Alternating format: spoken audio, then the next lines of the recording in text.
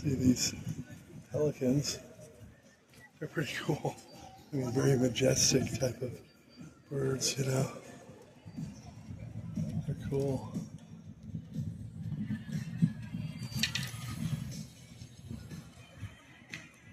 He's been tagged on his foot, so that means he's been caught and vaccinated or whatever they do.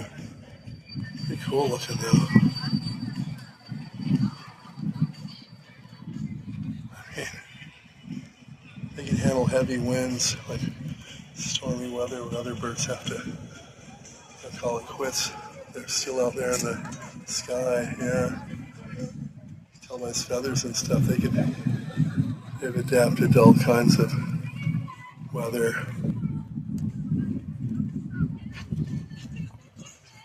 This one here.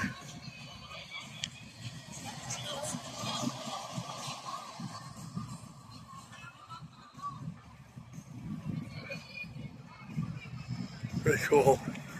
And they're hanging around. Not too sketchy. People don't want to go too near them. I mean, look at them. You know, they could probably hit you with that beak and do some damage, you know.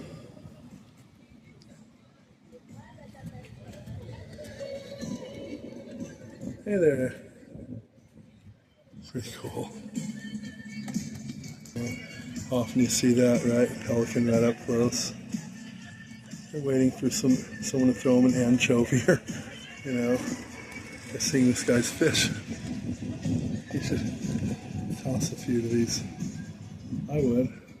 Flying a few if you can there and throwing them to him. You can eat.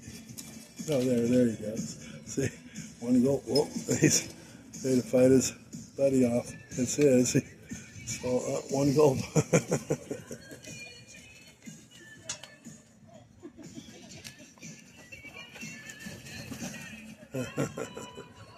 This guy wants in on it too. They're standing in line hoping to get one.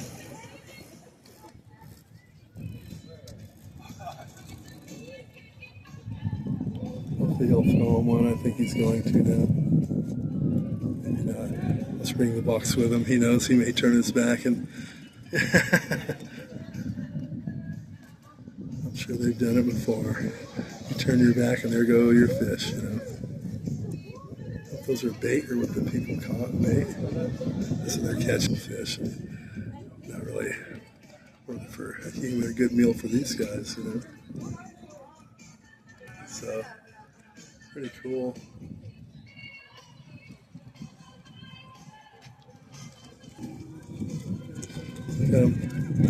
They could be all from the same family, you know.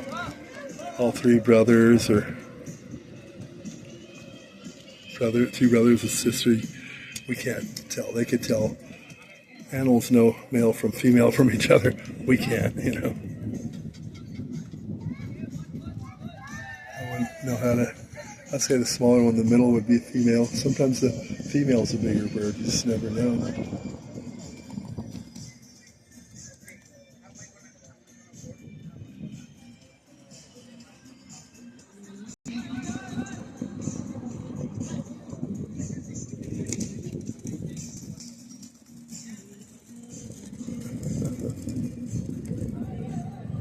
Cool.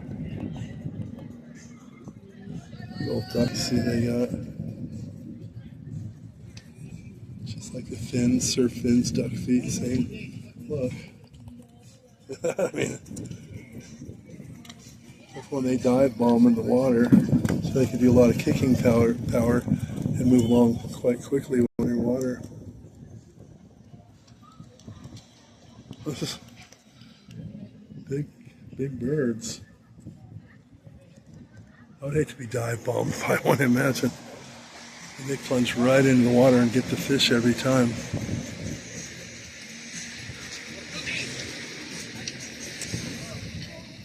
And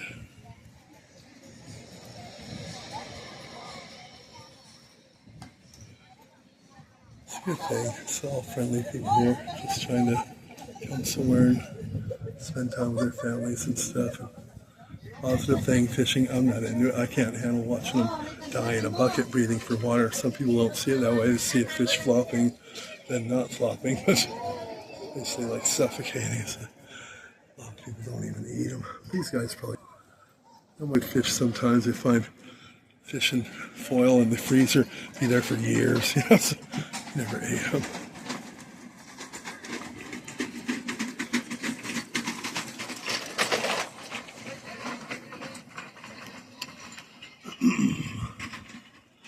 Redondo Coffee Shop.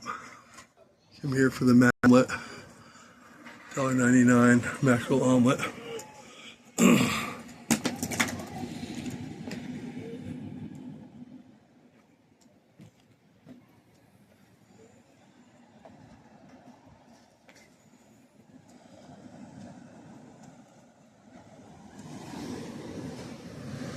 So you don't need all this wires up there to stop the birds from hanging. Spikes, I don't know. But if you put an owl up there, none of them would come around. See, you don't want them all to go away, I guess. So what do you do? Go here to the Pacific Fish. If you could read Chinese, that reads large crabs available. Something like that. Very large crab.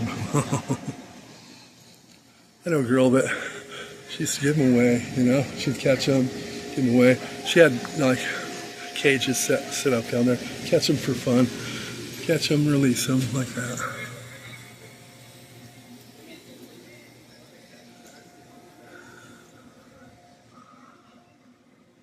All right. And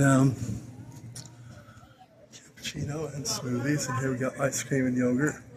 Whatever you want, Redondo Pier has it. You want a churro? They got specialty churros down here, $12. Some bread, deep fried in lard. Squirt some other different topping on it and give it a fancy name. Get $12 for it. You can go to the crab house here. Plenty of crabs at the crab house. I've caught crabs before, and they bit me on the fingers. I let them go right away, but you know, Chinese food, they can't always speak English. You just point to what you want on the menu. Still the new owner. Oh yeah, no, Chen retired a couple of years ago.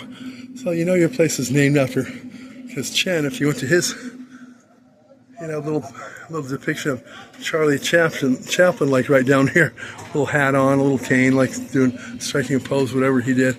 And you saw him in the sign. They had a little picture of him. He used to live on Catalina and Avenue H on the, we call it the north east corner there. Yeah, he'd body surf with his friends on the weekends and so forth, and lived there. So it's named. I told the woman, I said, you know, your place is named after Charlie Chaplin because he used to live in Redondo. Oh, that is nice. You have a good day now. Like she didn't hear a word I said. Trying to give her a little history of her restaurant so she knows why it's called. You know, she's Chinese. She probably thinks this is what they call the Chinese people Charlies. You know, right? Back in the day, that was like calling an Irish guy a Mick, a Jew a Jew, or Chinese is always a Charlie, right? That's probably what she thinks, but no, it's because Charlie Chaplin used to live in Redondo. That's why. So, you know.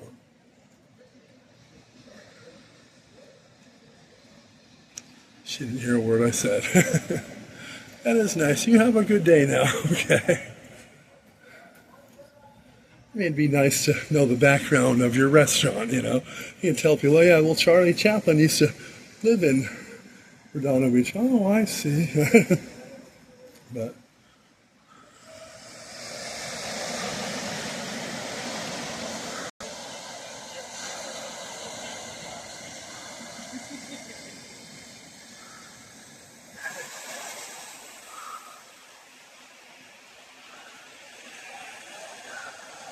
see the mountains going out to sea in the background.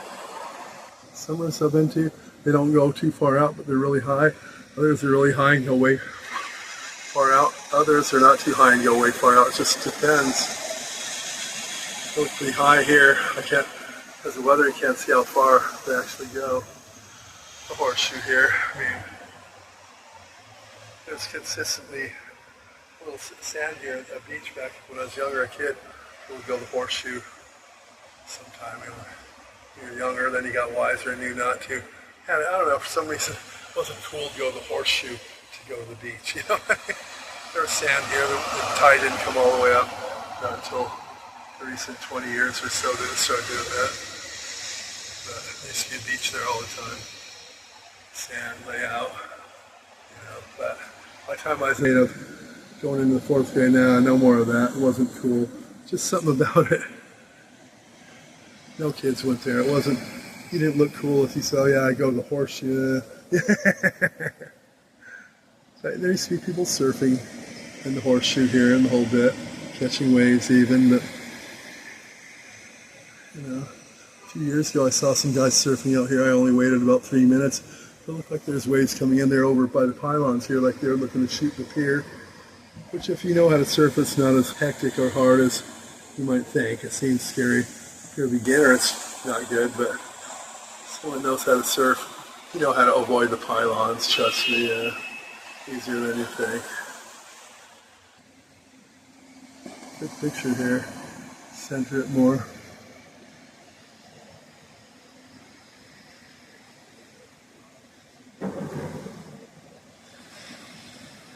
Yeah, I mean, you know,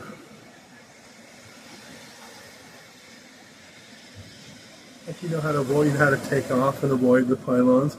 You know how to go around it. It's easy to do when you got it wired. Someone that doesn't have it wired, I wouldn't recommend because you'd probably crash into the pylon and get hurt.